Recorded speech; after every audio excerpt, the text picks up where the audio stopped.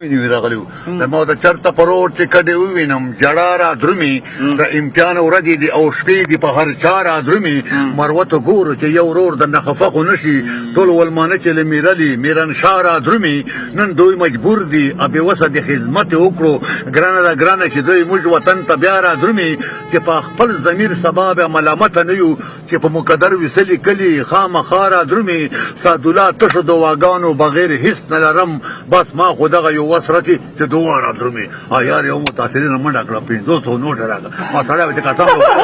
ټول کاته چې وکړه سره مو په بل څه کتلاوي نن نه نغد وکړه چې کا وجه سره غریب نه تا کې دوری کاته نه پور ودی خله 500 نوټ متاثرین نه ما وګره دا ته کومي جز بوای ها ام بیا توکا او نا هوټل لر توکا هوټل مړه مو موبایل نو لګا هوټل ته متاثرین ټلیفون کې تعالو سو خبره کې هوټل منیجر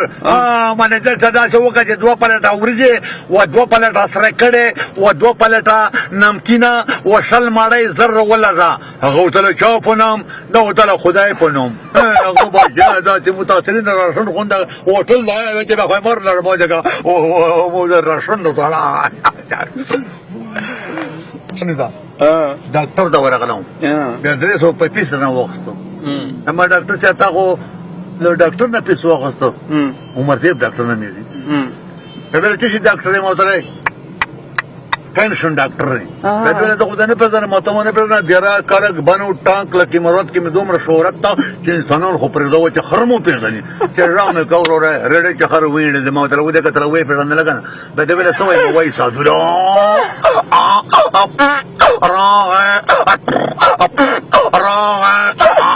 موبایل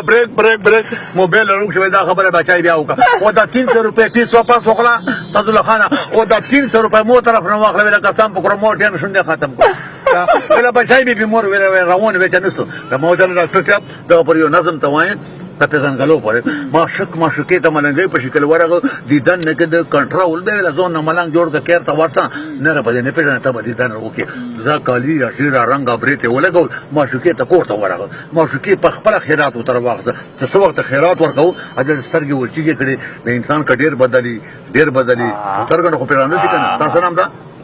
ګلخان ها سترګې خو پیژنه دي کنه ما شکې څو خورته ویلې ملنګ نه ما یاني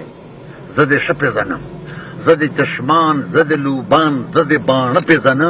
ما ویل ملنګ یم زه کوه ګمان را باندې د وې زروغ ملنګان پېژنه هم غله پېژنه ما ویل ملنګ یم ملنګي مې د مقصد د ژوندون دی وې زه د هر مقصد د ژوندانه پېژنم ما ویل ګریوان مې د شیرلې گنجای سر د زما دی وې زه د تور زلفان په مخ پراته پېژنم ما ویل زه خوار غریب سړی یم خیرونه غواړم دی به زده د ودان کاته پېژنه ما ویل دا څوک چې پېژنه مې ومې شوه دی وې سعدالله بچه کڼواله زه نه پېژنه ویله بچه کڼه ما